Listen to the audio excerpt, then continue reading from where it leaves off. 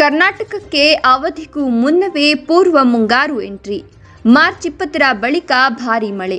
ಯಾವ್ಯಾವ ಜಿಲ್ಲೆಗಳಿಗೆ ಅಲರ್ಟ್ ಘೋಷಣೆ ಮಾಡಲಾಗಿದೆ? ಕಂಪ್ಲೀಟ್ ಮಾಹಿತಿಯನ್ನು ಪಡೆಯಲು ವಿಡಿಯೋವನ್ನು ಕೊನೆವರೆಗೂ ನೋಡಿ.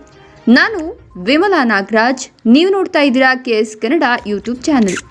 ಗೆಳೆಯರೇ, ನೀವು ಕೂಡ ರೈತರಾಗಿದ್ದರೆ ಅಥವಾ ರೈತರ ಮಕ್ಕಳಾಗಿದ್ದರೆ ತಪ್ಪದೆ ಒಂದು ಲೈಕ್ ಕೊಟ್ಟು ನೀವು ಯಾವ ಜಿಲ್ಲೆ ಯಾವ ಊರಿನವರು ಅಂತ ಕಮೆಂಟ್ ಮಾಡಿ ತಿಳಿಸಿ. ಹಾಗೆ ಇದೇ ರೀತಿ ಉಚಿತವಾಗಿ ನೋಟಿಫಿಕೇಶನ್ ಮೂಲಕ ಮಾಹಿತಿಗಳನ್ನು ಪಡೆಯಲು ನಮ್ಮ ಚಾನಲನ್ನು ಸಬ್ಸ್ಕ್ರೈಬ್ ಮಾಡಿಕೊಂಡು ಪಕ್ಕದಲ್ಲಿ ಬರುವ ಬೆಲ್ ಮೇಲೆ ಕ್ಲಿಕ್ ಮಾಡಿ. ಹೌದು, ಬಂಗಾಳ ಕೊಲ್ಲಿಯಲ್ಲಿ ವಾಯುಭಾರ ಕುಸಿತ ಹಿನ್ನೆಲೆ ಬೇಸಿಗೆ ಆರಂಭದಿಂದಲೇ ರಾಜ್ಯದಲ್ಲಿ ಮಳೆಯಾಗ್ತಿದೆ. ಅವಧಿಗೂ ಮುನ್ನವೇ ಕರ್ನಾಟಕಕ್ಕೆ ಮುಂಗಾರು ಪ್ರವೇಶ ಮಾಡಿದ್ದು, ಮಾರ್ಚ್ 20ರ ನಂತರ ರಾಜ್ಯದ ಹಲವು ಜಿಲ್ಲೆಗಳಲ್ಲಿ ಪೂರ್ವ ಮುಂಗಾರು ಮಳೆ ಆರ್ಭಟಿಸಲಿದೆ ಅಂತ ಹವಾಮಾನ ಇಲಾಖೆ ಮುನ್ಸೂಚನೆ ನೀಡಿದ್ದು, ಮುಂದಿನ 4-5 ದಿನ ಗುಡುಗು ಸಹಿತ ಭಾರೀ ಮಳೆಯಾಗುವ ಸಾಧ್ಯತೆ ಇದೆ.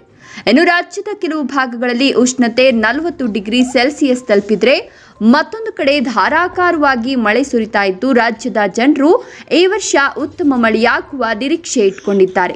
ಹಾಗಾದ್ರೆ ಯಾವ್ಯಾವ ಜಿಲ್ಲೆಗಳಲ್ಲಿ ಮುಂದಿನ 4-5 ದಿನ ಮಳೆ ಸೂಚನೆ ಇದೆ ಅನ್ನೋದನ್ನ ನೋಡೋದಾದ್ರೆ, ಈಗಾಗಲೇ ಕರಾವಳಿ ಜಿಲ್ಲೆಗಳು ಹಾಗೂ ದಕ್ಷಿಣ ಒಳನಾಡಿನ ಜಿಲ್ಲೆಗಳಲ್ಲಿ ಪೂರ್ವ ಮುಂಗಾರು ಆರ್ಭಟಿಸ್ತಾ ಇದೆ. ಹವಾಮಾನ ವೈಪರೀತ್ಯ ಹಿನ್ನೆಲೆ ರಾಜ್ಯದಲ್ಲಿ 2 ಬಗೆಯ ವಾತಾವರಣ ನಿರ್ಮಾಣವಾಗಿದೆ. ಒಂದ್ ಕಡೆ ಕರಾವಳಿ ಹಾಗೂ ದಕ್ಷಿಣ ಒಳನಾಡಿನಲ್ಲಿ ಮಳೆ ಬೀಳ್ತಿದ್ರೆ, ಉತ್ತರ ಕರ್ನಾಟಕ ಭಾಗದಲ್ಲಿ ಬಿಸಿಲಿನ ಅಬ್ಬರ ತೀವ್ರಗೊಂಡಿದೆ.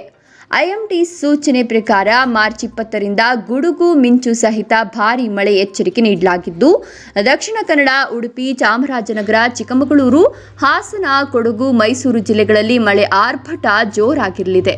ಹವಾಮಾನ ವೈಪರೀತ್ಯ ಹಿನ್ನೆಲೆ ಈ ವರ್ಷ ಅವಧಿಗೂ ಮುನ್ನವೇ ರಾಜ್ಯಕ್ಕೆ ಮುಂಗಾರು ಎಂಟ್ರಿ ಕೊಟ್ಟಿದೆ. ಸಾಮಾನ್ಯವಾಗಿ ಜೂನ್ ಮೊದಲ ವಾರದಲ್ಲಿ ಮುಂಗಾರು ಮಳೆ ಆಗಮನವಾಗುತ್ತೆ. ಆದರೆ ಈ ವರ್ಷ ಮಾರ್ಚ್ನಲ್ಲೇ ಮುಂಗಾರು ಮಳೆ ಬಿದ್ದಿದ್ದು, ಈ ವರ್ಷ ಉತ್ತಮ ಮಳೆಯಾಗುವ ನಿರೀಕ್ಷೆಯಲ್ಲಿ ರೈತರಿದ್ದಾರೆ.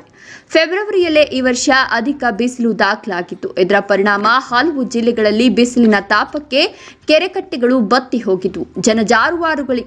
ಜನ ಜಾನುವಾರುಗಳಿಗೆ ನೀರಿನ ಅಭಾವ ತಲೆದೋರಿತ್ತು. ಆದರೆ ಅವಧಿಗೂ ಮುನ್ನವೇ ಮಳೆಯಾಗ್ತಿದ್ದು, ಅಲ್ಪ ಪ್ರಮಾಣದಲ್ಲಿ ಕೆರೆಕಟ್ಟೆಗಳಿಗೆ ನೀರು ಬಂದಿದೆ. ಹೀಗಾಗಿ ನೀರಿನ ಸಮಸ್ಯೆ ಕೊಂಚ ತಗ್ಗಿದೆ. ಹೌದು, ಕಳೆದೊಂದು ತಿಂಗಳಿನಿಂದ ಬಿಸಿಲಾಘಾತದಿಂದ ಜನ ಕಂಗಾಲಾಗಿದ್ದು, ಹೀಟ್ ವೇವ್ ಬೀಸ್ತಿದ್ದ ಕಾರಣ ಮಧ್ಯಾಹ್ನದ ಹೊತ್ತಿಗೆ ಹೊರಗೆ ಸುತ್ತಾಡೋದೇ ಕಷ್ಟವಾಗಿತ್ತು. ಹವಾಮಾನ ಇಲಾಖೆ ಸೂಚನೆ ಪ್ರಕಾರ ಕರಾವಳಿ ಜಿಲ್ಲೆ ಮತ್ತು ದಕ್ಷಿಣ ಒಳನಾಡಿನಲ್ಲಿ ಮಳೆಯಾಗ್ತಿದ್ದು, ಕೊಂಚ ನಿರಾಳರಾಗಿದ್ದಾರೆ. ಚಿಕ್ಕಮಗಳೂರು, ಚಾಮರಾಜನಗರ, ಮಂಡ್ಯ, ಮಂಗಳೂರು, ಹಾಸನ, ಉಡುಪಿ ಜಿಲ್ಲೆಗಳಲ್ಲಿ ಮಳೆಯಾಗ್ತಿದ್ರೆ, ಉತ್ತರ ಕರ್ನಾಟಕದಲ್ಲಿ ಬಿಸಿಲಿನ ಬೇಗೆ ಹೆಚ್ಚುತ್ತಾ ಇದ್ದು ಜನರು ಹೈರಾಣಾಗಿದ್ದಾರೆ.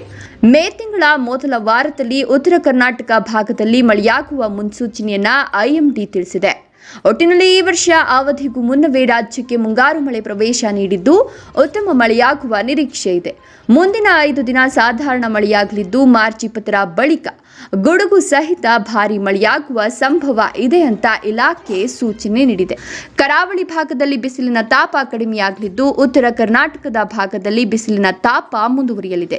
ಹಾಗಾಗಿ ಈ ಮಾಹಿತಿಯನ್ನು ನಿಮ್ಮೆಲ್ಲ ಸ್ನೇಹಿತರಿಗೂ ಶೇರ್ ಮಾಡಿ ತಿಳಿಸಿ. ಧನ್ಯವಾದಗಳು.